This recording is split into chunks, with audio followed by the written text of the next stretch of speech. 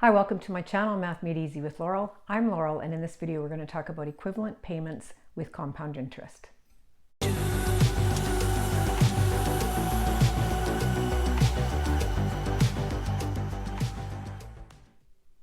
In a previous video I talked about equivalent payments with simple interest, and this is much the same. The only difference is we're going to be using our compound interest formulas rather than our simple interest formulas.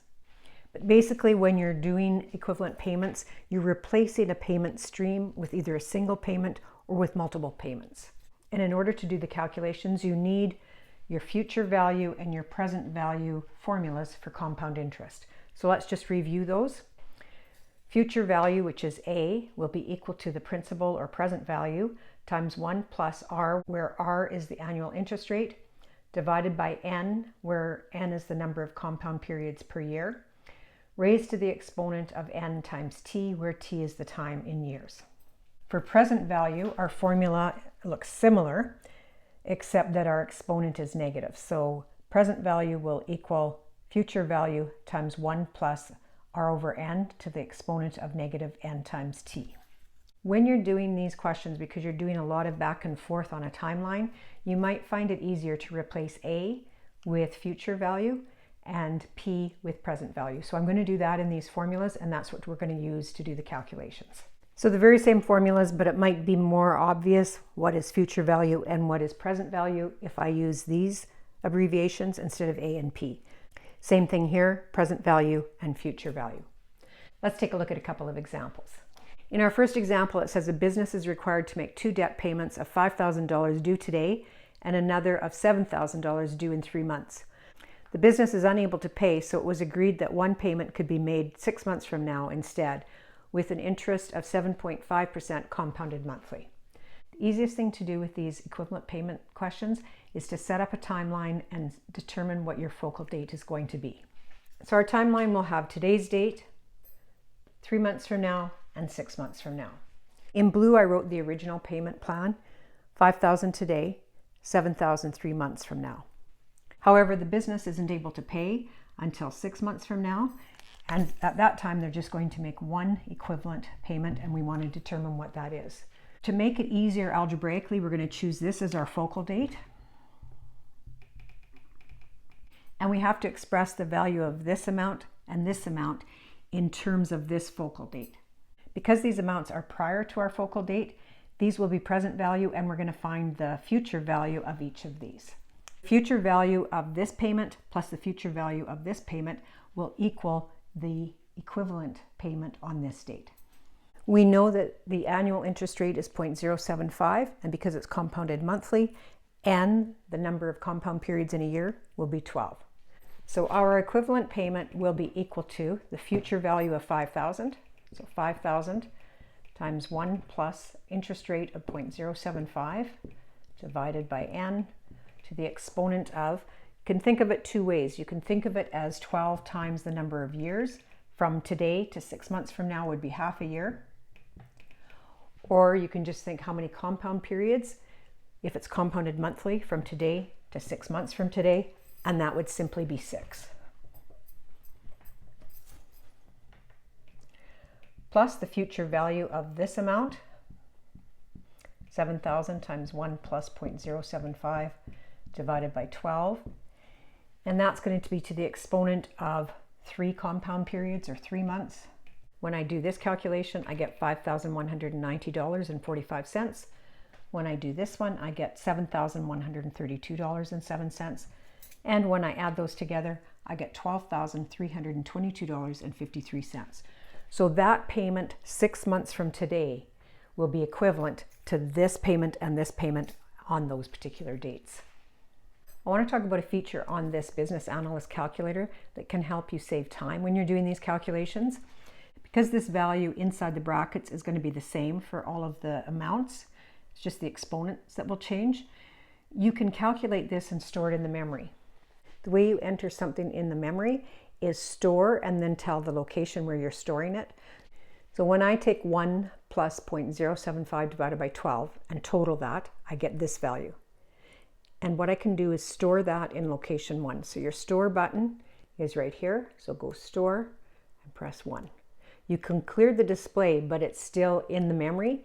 And when you want to use it, you just press recall 1 and it appears again. So it just makes it easier because you're using that same value over and over in finding future or present value in these kinds of questions. So it just might save you a little bit of time. Our next example says you need to make 3 payments on a debt. $2,500 due today, $3,500 due in 2 years, and $4,500 due in 3 years. You are unable to make today's payment, so you agree with your creditor to make 2 alternative payments, $4,000 in 1 year and a second payment in 2.5 years. You agree on an interest rate of 9% compounded semi-annually. What is the amount of the second payment? Again, let's make a timeline and put the original payment schedule above it and then the new payment schedule below it and choose a focal date. So originally you were supposed to pay $2,500 today, $3,500 in 2 years, and $4,500 in 3 years. The new agreement is you pay $4,000 in a year and you make another payment in 2.5 years, and that's what you're trying to find. So let's choose this as our focal date.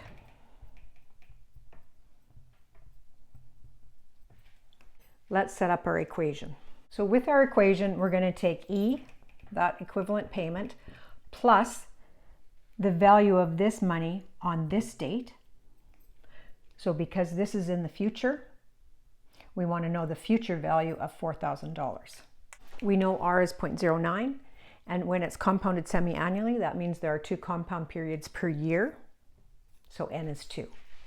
So the future value of $4,000 will be 4,000 times 1 plus 0.09 divided by 2, and from this time till this time is 1 1/2 years. So we can write that as 2 times our time in years, or you can just think of it as 3 compound periods. The other thing I'm going to do is I'm going to calculate this just to simplify it. So 0.09 divided by 2 plus 1 is 1.045. So it's just going to make it a little bit easier for me to get everything on the board and to do the calculations.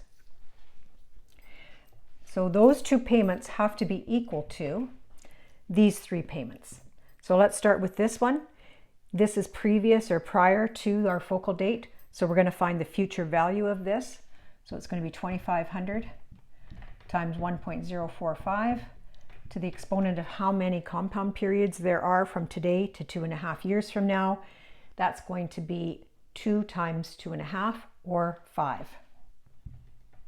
Plus, now let's find what this is equivalent to on our focal date. Again, this is prior to that focal date, so we're going to find the future value of 3,500.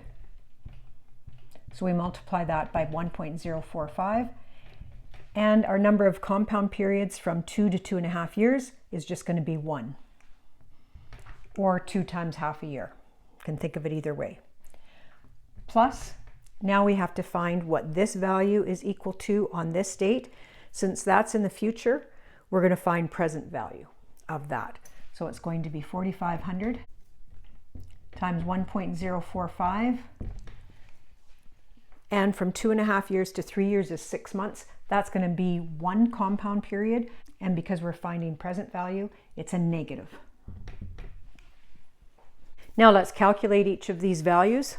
So E plus $4,564.66 will be equal to $3,115.45 plus $3,657.50 plus $4,306.22. In order to solve for E, I'm going to add these 3 amounts up and I'm going to subtract this amount, and I will obtain $6,514.51. So what that means is a payment of $4,000 1 year from now plus this payment 2.5 years from now will be equivalent to this payment stream that was originally agreed upon. So the key in doing these questions is set up your timeline, determine your focal date, and then put the value of all of the other amounts of money in terms of that focal date.